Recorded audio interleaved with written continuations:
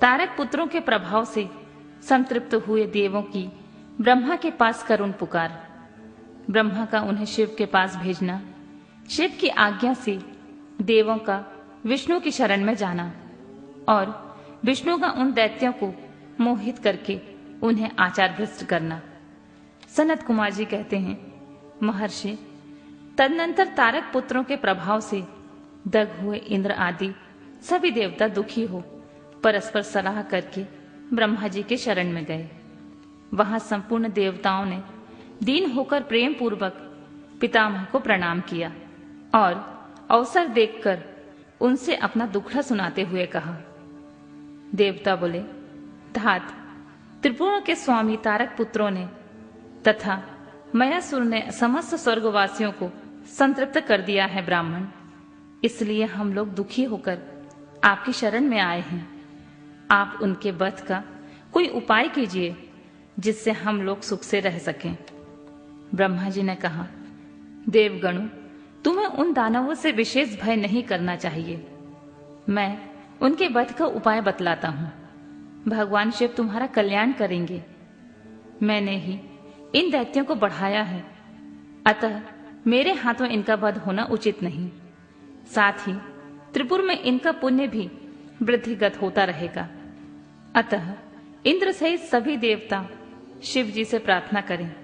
वे सर्वाधीश यदि प्रसन्न हो जाएंगे तो वे ही तुम लोगों का कार्य पूर्ण करेंगे। सनत कुमार जी कहते हैं, व्यास जी, ब्रह्मा जी की यह वाणी सुनकर इंद्र सहित सभी देवता दुखी हो उस स्थान पर गए जहां वृषभध्वज शिव आसीन थे। तब उन सब ने अंजलि बांधकर देवेश्वर शिव को भक्ति पूर्वक प्रणाम किया और कंधा झुकाकर लोगों के कल्याण करता शंकर का स्तवन किया। मुनि इस प्रकार नाना प्रकार के दिव्य स्त्रोतों द्वारा त्रिशूलधारी परमेश्वर की स्तुति करके स्वार्थ साधन में निपुण इंद्र आदि देवताओं ने दीन भाव से कंधा झुकाए हुए हाथ जोड़कर प्रस्तुत स्वार्थ को निवेदन करना आरंभ किया। देवताओं ने कहा, महादेव, तारक के पुत्र तीनों भाइयों ने मिलकर इंद्र सहित समस्त देवताओं को परास्त कर दिया है।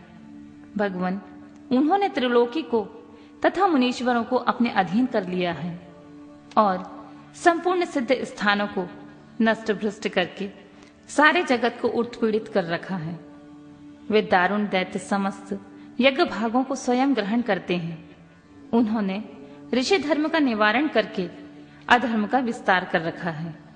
शंकर, निश्चय ही वे तारक पुत्र समस्त प्राणियों के लिए अवध्य हैं, इसलिए वे स्वेच्छा अनुसार सभी कार्य करते हैं।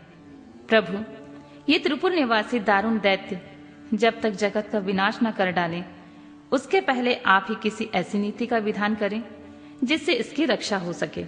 सनत कुमार जी कहते हैं, मुनि, यूं भाषण करते हुए उन स्वर्गवासी इंद्रादि देवों की बात सुनकर शिव जी उत्तर देते हुए बोले, देवगण, इस समय वे त्रिपुराधीश महान पुण्य कार्यों में लगे हुए हैं और ऐसा नियम है कि जो पुण्यात्मा हो उस पर विद्वानों को किसी प्रकार का प्रहार नहीं करना चाहिए।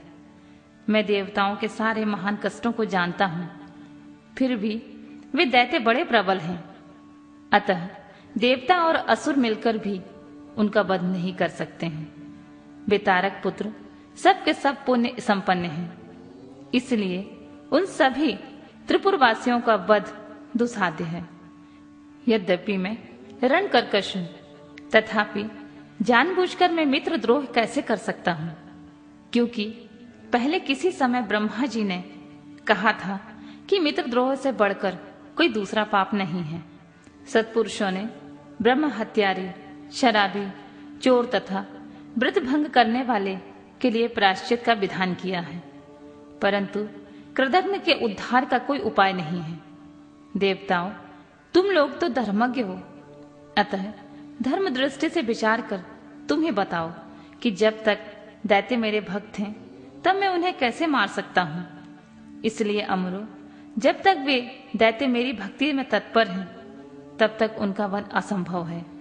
तथापि तुम लोग विष्णु के पास जाकर उनसे यह कारण निवेदन करो। तदनंतर देवगण भगवान विष्णु के समीप गए और उनके द्वारा ऐसी व्यवस्था की गई कि जिससे वे असुर शैव सनातन धर्म से विमुख होकर सर्वथा अनाचार परायण हो गए। वैदिक धर्म का नाश होने से वहां की स्त्रियों ने पतिव्रत धर्म छोड़ दिया और पुरुष इंद्रियों के वश में हो गए।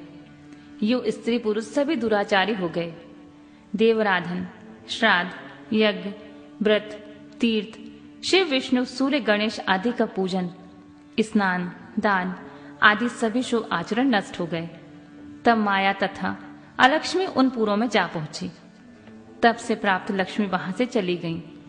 इस प्रकार वहां अधर्म का विस्तार हो गया।